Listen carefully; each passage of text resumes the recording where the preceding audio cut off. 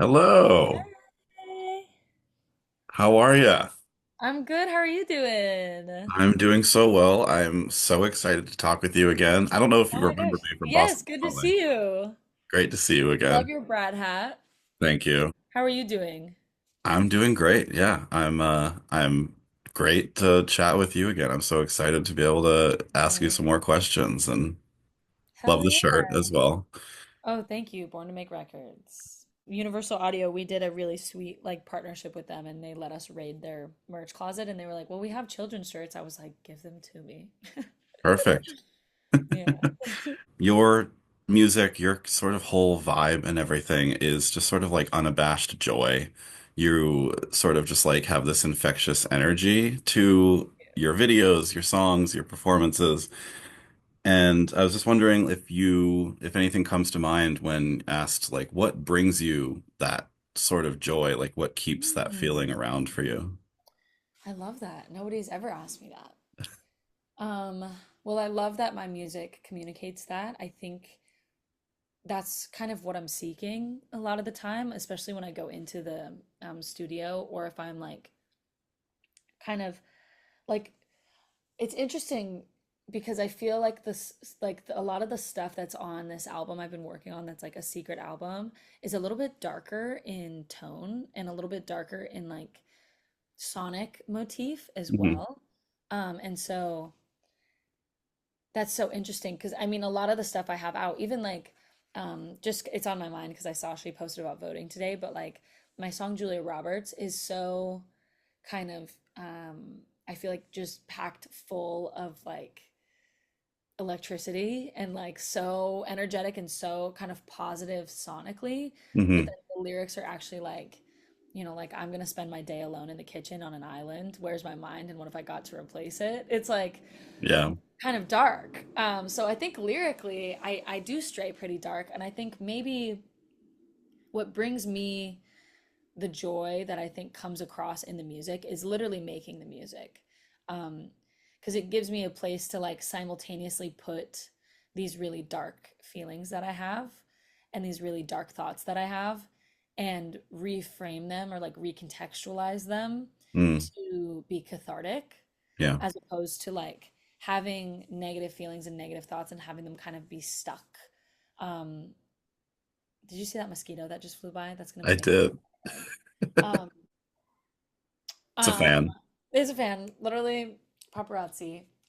But yeah, I feel like making the music, like when I write a song that I love, it feels like I am myself again. Mm. And I listen to it 8 million times. So all of the songs that are out, the only reason that they're out is because they made me so happy that I listened to them 8 million times as a demo Yeah. and then, went through the whole process of like actually making them. So, but as far as what just in general brings me a lot of joy, I think I get a lot of joy these days because we've just been on tour for the last month and a half. I get so much joy from meeting people after shows. Because I'll be kind of like right as I get off stage, I'm a Virgo. So my first instinct is to rip apart what I just did, and like figure out what I need to do better. Yeah. And it's been really good for me. My tour manager was actually talking about this the other night, but like it's been really good for me to go directly from stage to the merch booth to talk to people who like this has been a crazy experience on this tour because people are bringing me gifts of different, and a lot of them are like gifts referencing lyrics or like Yeah. referencing certain aspects of the project that I'm like, you were paying attention to that? Like that's crazy. And so that brings me a lot of joy to talk to people afterwards and hear how they've connected to the music and like what they have attached to. And then I always just walk away from the merch booth just like beaming because it's so crazy to me. So I'd say that. Yeah, I mean, I did want to touch upon that as well because I have, not even secretly become a massive fan of yours since we last spoke.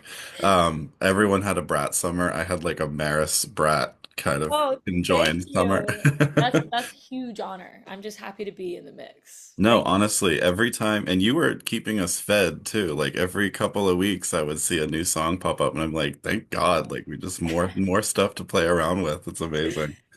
Thank you. Julia Roberts might still be my favorite. I do Yeah, love voicemail though. That's I just know. And that we haven't been able to play that because we've had such a short set time that we have like our chaos songs and it's like voicemail is not in there. But I miss playing voicemail so much. Julia Roberts is still there, well, but I'll cherish the Boston Calling memory that I got to listen yes. to And voicemail it will live. come back. We're trying to headline next year. So you'll just have to come to the headline show. It'll Hey, be I have full support and belief in that being true. So thank you. I hope the best for you. Thank you. But I did want to touch upon like the fan interactions that you've Yes. consistently been having. Like, Yes. has there been like a standout interaction that you've had, like something that comes to Oh, mind? so many. Um, well, I think the most insane has been this really, really sweet gal named Harper who has followed us for two shows. So the first one in Asheville and the second one in Carborough. And so though like throughout those shows, the first show, Harper made a miniature version of the meteor from Heavenly Bodies and handed it to me on stage while I was singing Heavenly Bodies. And I was like, what the fuck? It has like the gems and the moss and like all this stuff. And I Incredible. was like, and then she was like, it spells Maris. I was like, oh my God, it literally spells Maris in gems.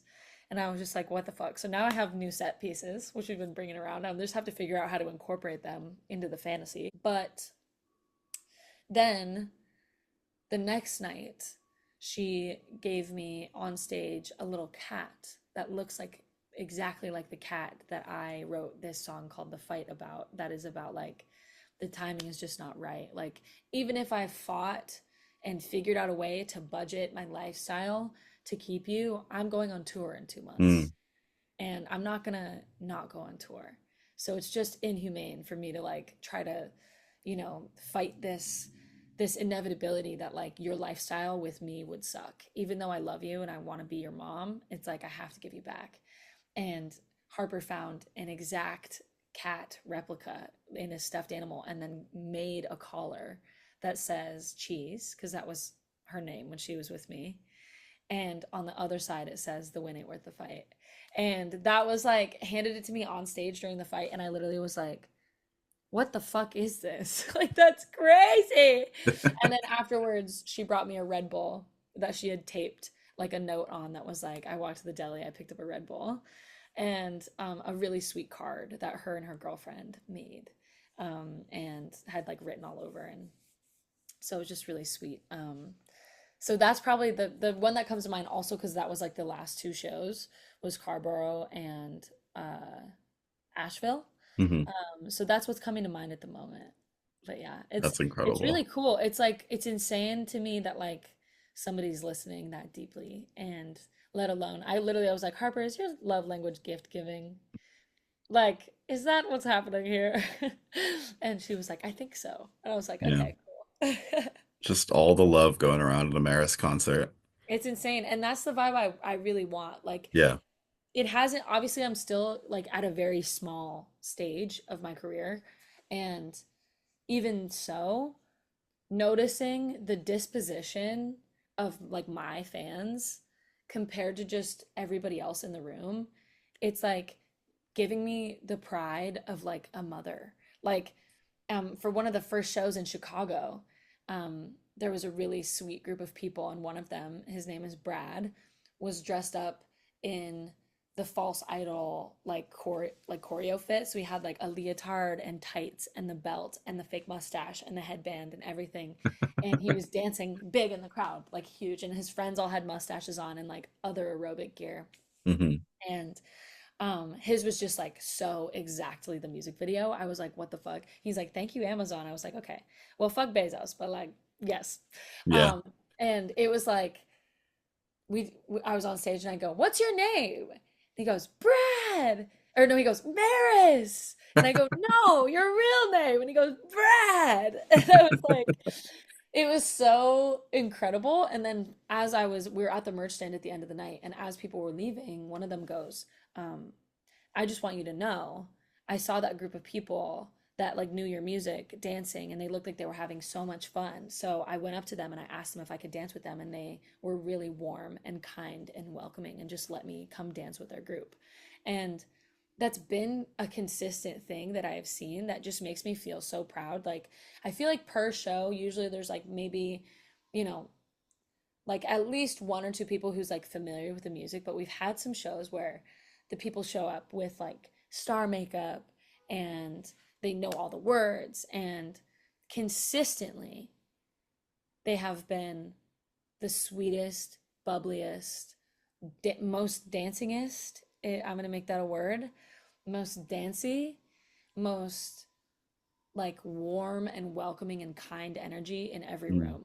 And that is really what I have been manifesting, I feel like. And I've literally been journaling about that for years and been like, I just want people who listen to my music to be non-judgmental, cool, like willing to dance, willing to be silly, willing to open themselves up and be vulnerable enough to connect. Mm. And I think that that has been happening slowly.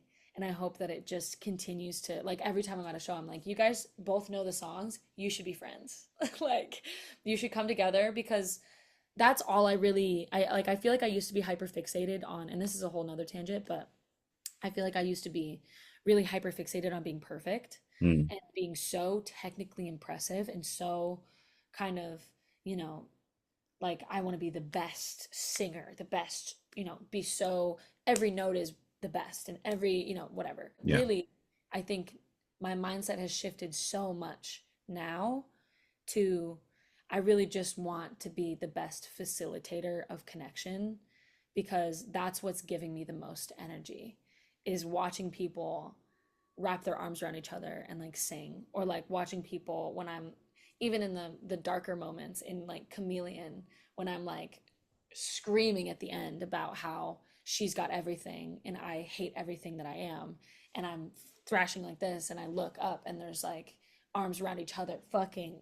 ripping, and I'm like that's exactly the kind of energy I want. So I feel really grateful and really lucky that the people who are coming out of the woodwork that I didn't even know existed, Mm. that are obsessed with the music and obsessed with like the world of the project, are fun, cool, amazing people that are willing to be vulnerable and like look silly. Because I just think that's the coolest kind of people. You gotta start up like the Maris social club or something, just 100%. Just come be a goober for yeah. like 8 hours. I love that. Yeah. I mean that's the best thing when people are looking for live music. I mean, just like a place to relax and be comfortable and be Yeah. themselves and dance. I Everybody's so mean, self-conscious, I feel like. yeah. Yeah. I mean, dance like no one's watching in a room full of people watching you. Who cares? Yeah, exactly. And I think, whoa, this door just opened. That was so spooky the way it just opened too, like somebody pushed it. Doors are just opening for you, Maris. Well, you know what? I like that. I'm gonna take that and not that this place is fucking haunted. Yeah. Yeah. Don't, just gotta make that little tweak for yourself there. Yeah, love it.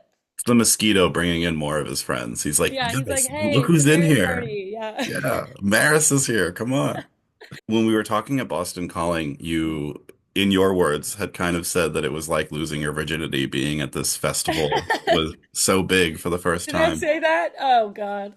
I have the interview to prove it. Ay, ay, ay, ay, ay, ay, ay.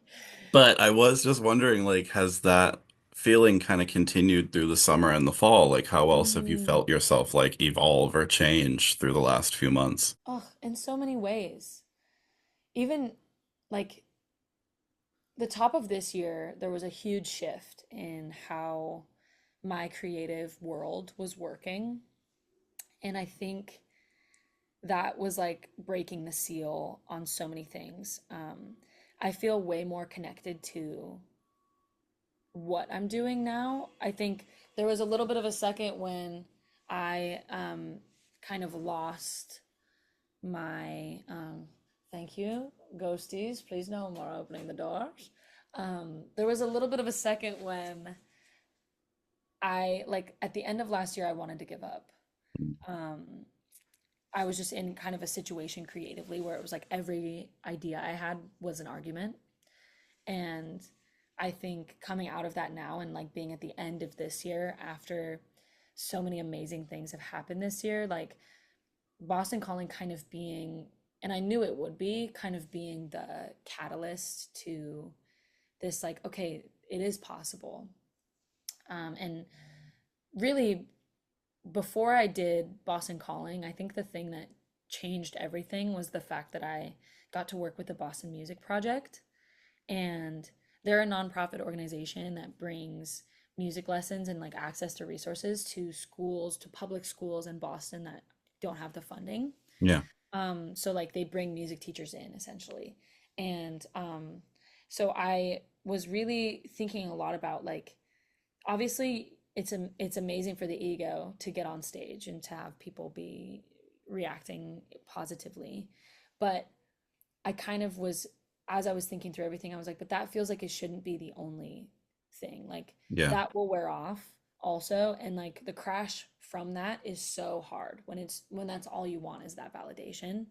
So I think I really started to like be like, well, what is my project about actually to me? And something that really kind of just came like I don't even remember when I had this thought, but I was like, well, actually access to music education and to resources is something I didn't have fully necessarily as a younger child. Also just like, you know, I grew up in Missoula, Montana, where it's like our classes in our high schools are by district.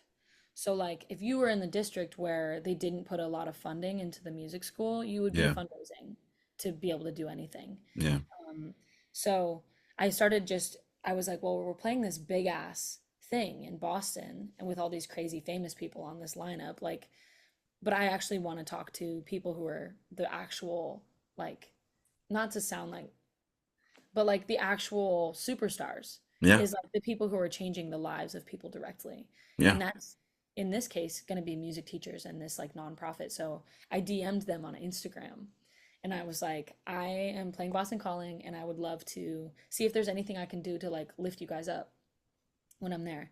And they were basically like, well, we would love if you just come be a guest, like singer, and come and sing a few songs and answer some questions and just sit and talk. And it ended up being so fulfilling to like sing for these kids and then to talk to them and answer any questions that I could and just kind of be like evidence, I guess, in some ways that like I didn't go to music school. I moved to New York and I fucked around until I was playing shows. And then from playing shows, I fucked around until I was, you know, like posting online and blah, blah, blah, blah, blah. And it just, Yeah. it kind of like, it was really cool. And it reminded me and really cemented to me like my job is not to be perfect. My job is to facilitate connection. And so I think that I did that the day before Boston Calling, and then we did the festival. Yeah. And then post that, it has honestly been obviously trials and tribulations because that's just life. Yeah. But yeah, I think other, and this is the most long-winded answer ever, and I know you're just going to extrapolate whatever works, and that's so I'm just going to keep giving you Please. just a long ass rant to decipher from. The biggest thing this year this tour has been crazy. It's been crazy to see people screaming words back at me and to tell me that's their favorite song or, you know, being like letting me sign their tits has been crazy. Letting me sign anything has been crazy. I've signed shoes. I've signed a book that they brought where they're like, it's a really good book. You should read it. I'm like, well, I'm signing it for you. So, I love that. um, so yeah, it's been just the whole year has been crazy, and I don't think I actually answered your question at all, Andrew. I'm sorry. No, no, you absolutely did. Okay. And in those sort of like moments where you do feel like you want to give up and you were unsure Yeah. to keep going, like do you have advice, I guess, for people that find Mm. themselves in the same situation? Ugh, I hate to say it, but the only way out is through. And I feel like I am pretty strategic about like life a lot of the time. Hmm. And the particular situation I was in, it was like either I wait this out or I have to deal with a bunch of bullshit. And I think when I wanted to give up, it was like kind of being like, is my time of being alive, being wasted, being miserable, like, do I even like this anymore? But I'm really happy that I just stuck it out and waited. And I think shifting focus is a good shout because I was miserable, but nobody can ever take away the joy that I get from making music. So, kind of just going back to the whole reason I even started, which was like, I just wrote a million angry songs that, well, I will probably never put out because I don't really like them. But focusing on not what I can't do, but what I can do. And even if I do it shittily, like even if I write a shitty, angry song, at least I put those feelings somewhere so I can deal with them later.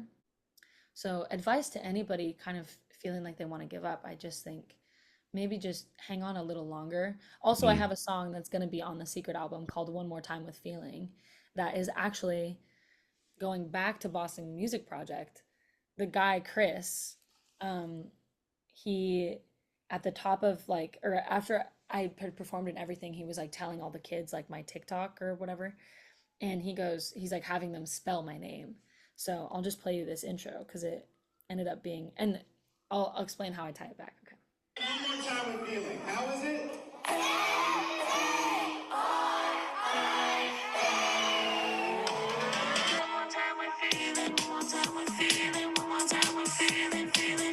So, so the words of that song are like I was listening to the audio note and I brought it to my producer, Jeremy, who's working with me on the album, and I was like, this has got to be the intro to the album because it was so perfect in the moment. I literally looked Chris in his eye and said, that's the intro to my album. And he was like, okay, cool. I love that so much because the phrase one more time with feeling, I started to think like, what does that actually mean to me? And I think that that is actually the perfect advice for somebody Yeah. who wants to give up is like, try one more time but like with your whole ass. Like, don't half ass it. Try one more time with feeling Yeah. and see how you feel after you try when you really care. Um, yeah, so the thing is like the whole chorus is like one more time with feeling, show me that you mean it one more time. And That's all you need. that's all you need. Yeah. Yeah. That's perfect. I love that. And I Thanks. love, being able to use that experience on your project too. Like Yeah. it will mean like so much to those kids too, more Oh than my you'll God, I probably hope. ever know. Yeah. And And then like that's, watch 10 years down the line, I'm like Michael Scott, and they're like, pay for my college. I'm like, oh. yeah, they're like, so where's my music career, Maris? Like, come on, you I'm started like, it. You got to I'm like, keep it one more going. time. One more time. Exactly. Yeah. So I mean, you've been on the road with Melt for the last month or so. How has that been? Like any standout experiences from working with Oh, them too? it's been exhausting and been amazing and it's been like, this is my first time going out with, last time I was my own tour manager Mm. and I had a series of mental breakdowns. That must have been fun.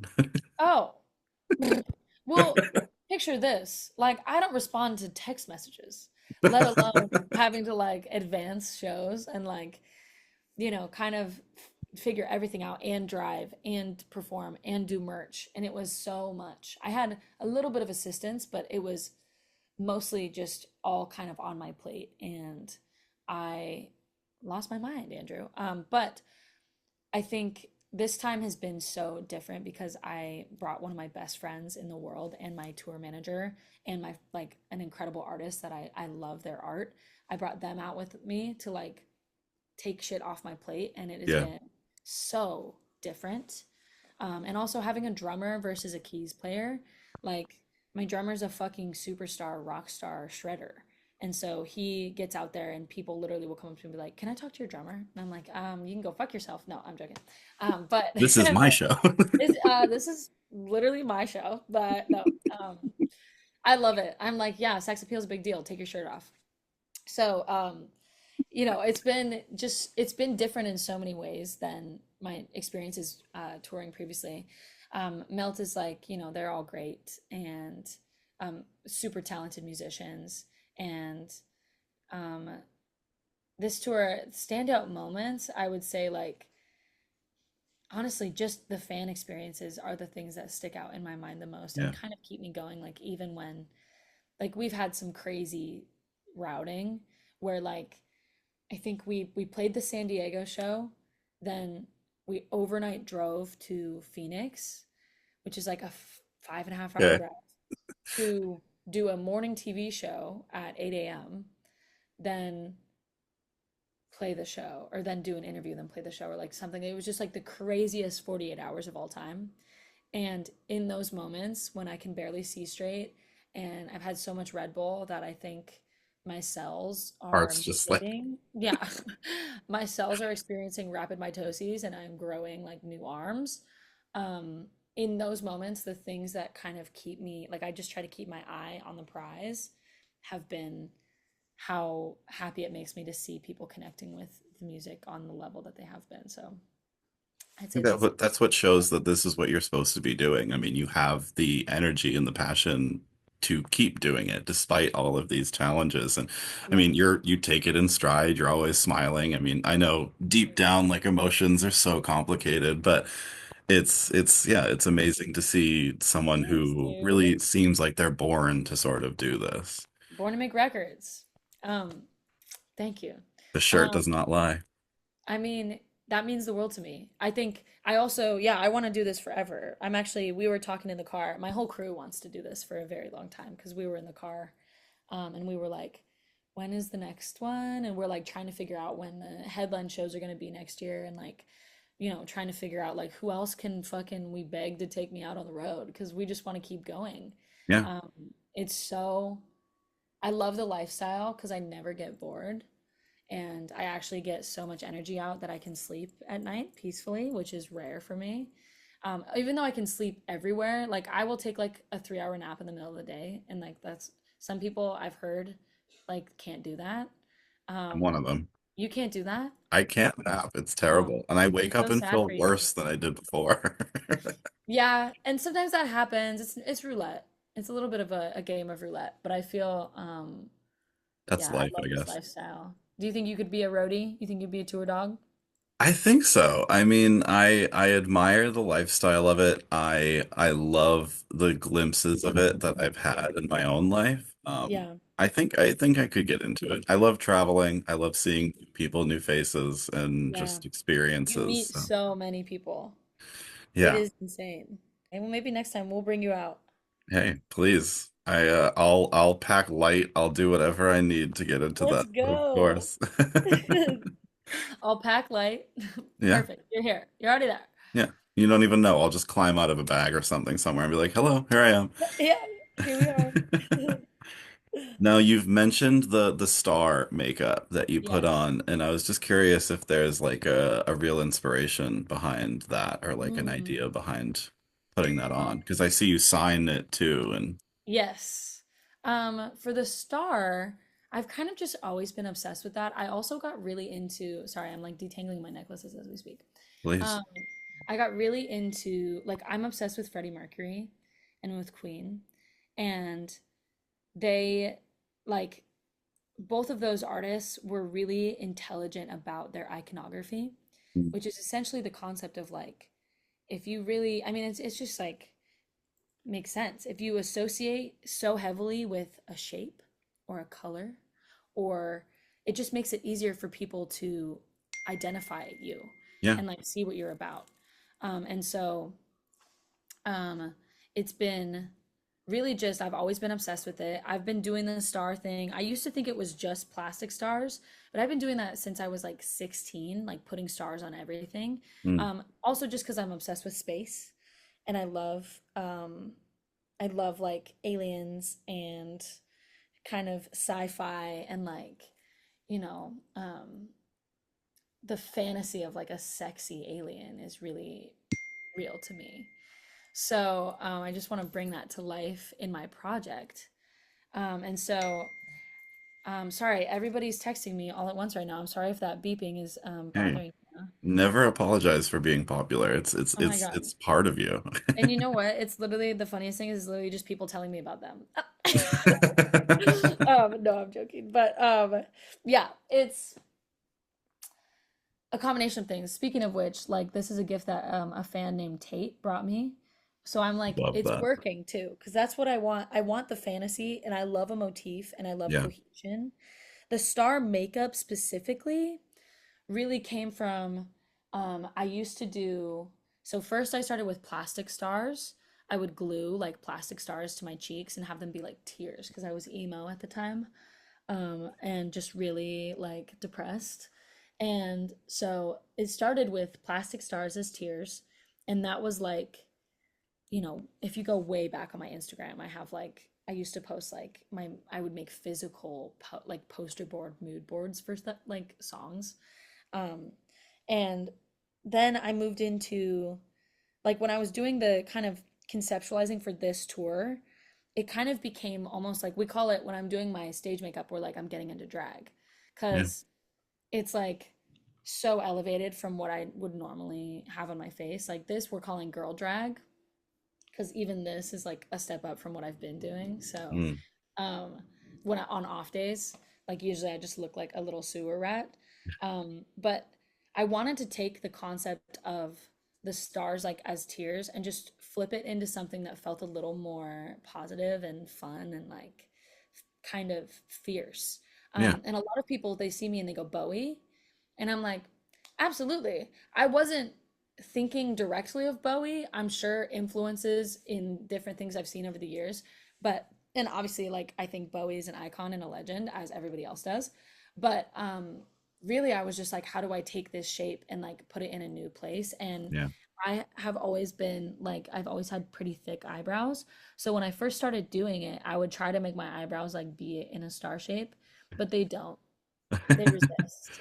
So then I was like, well, fuck it. Then I'll just do a big ass like. And at Right. first it was going off the face, and now I feel like I've been more like swooping it around like a shooting star. But it changes every night, really. Yeah. Are you coming to the Boston show? Oh, of course. Absolutely. Yay! Will you do Because the makeup? I now I will. Yay! Okay. I can't wait to see. And it can be an interpretation too. Okay. No Perfect. pressure. I want you to like follow your heart. Of course. Okay, I can't wait. At a Maris show, what else are you doing anyway? We're all following our hearts. Exactly. I love that. With your tour inevitably coming to an end, unfortunately, but like you said, there's always something else in the future. So Yes. what is next for you? Like, what are you looking forward to? Mm. I To the mean, end of the the year? album since I last spoke to you was an Yes. idea, and now it's the secret album, which seems to be more tangible. So Yes, and it's a link and I'll send you it. And I want to know what your favorites are. that makes me feel so honored. I can't imagine that. Wow, Oh thank my you. God. I'm looking forward to finishing the album. Essentially the concept is that it's a secret SoundCloud link and you can scan the QR code, mostly it shows. Mm, And then whichever songs are getting listened to the most, like getting the most streams, are the songs that are going to be more likely to like make the cut for the actual album. And then I think I would love to do a deluxe album later, but one foot at a time. It's so crazy that the last time we talked, it was just an idea. Because yeah, now it's like really coming to fruition. And one like Harper, who gave me all those gifts, like already knows the words to like all the songs on the secret album, which is so insane. But I'm just looking forward to finishing it and then doing more shows next year. And nothing is set in stone yet, yeah, but I'm really manifesting so hard. So if you have any simultaneous manifestations that you can throw towards me, we every night before we go on stage, we have a prayer circle to they, them universe, which is our God. Just kind of like, no gender, like genderless yeah. um, figure in our minds. So if you would do any manifesting with me to get more shows for next year, I'd really appreciate that energy. Of course, I'll manifest that, and I'll manifest that I'm in my little stowaway bag on the tour bus alongside all of you Yes, as I well. can't wait. Lastly, in all of your travels and all of your experiences, where has been the favorite place that you've gone, and what's your favorite food that you've had? Ooh. Well, I keep thinking about this pineapple fried rice that I think I had in Denver Okay. or around there. So that's the first thing I think of is that fucking amazing pineapple fried rice. Favorite place? My favorite show, I think, is between San Francisco. Carborough was amazing. Denver was also really amazing. You're slowly Denver, just gonna list every city you've been just to. every city, This was because also great, and that one. honestly, honestly, Yeah. listen. But genuinely, like it has been at least every show has had something that has felt pretty spectacular. But I feel like I'm gonna say San Francisco. Okay. We were like, we have to come back to San Francisco. Austin was amazing too. I feel like the more that I think about it, the more I'm just like, wait, everywhere has been Yeah. amazing. It'd be funny if you stopped and you're like, but this one place sucked. But but this one place, I mean, I have a place in mind, but I won't say because Hey, that is we'll keep that off the record, no yeah. worries. You have to eventually go back there probably at some point, so At some point, for the probably. best. Yeah. Yeah. But Well, I'll go with San Francisco for my final answer for now. But I incredible. think Boston's going to be amazing. I think New York is going to be amazing. I love DC. The last tour I did last year, DC was my favorite place. So, Your show, I'm hoping will be, I mean, your local opener, Hush Club, I know them. They're a oh, fantastic sweet. group. So I it can't just wait. down the lineup, it'll be like a beautiful little festival for a weekend. It'll be I great. love that. That's really all I have for you. So thank you so much. It was so Thank fun to chat you. with you again. Yeah. I truly wish the best for you and just can't wait to see what happens next. So thank you so much. Thank you, Andrew. That means the world to me. I'm Of so course. excited to see you again. Thank you So so, thank so you, much. Andrew. You're the Honestly, best. It's so good to talk to you. I had a I crazy can't. interview before you, so I'm really relieved to have some good energy now. Oh, thank God. Mutual feeling because I am in a much better mood given election day than I Oh was my God, about I 20 know. minutes We're ago. gonna go get fucked up and ask people what they think. Great. Perfect. Yeah. All All right. right. Thank you. We'll see you in Boston.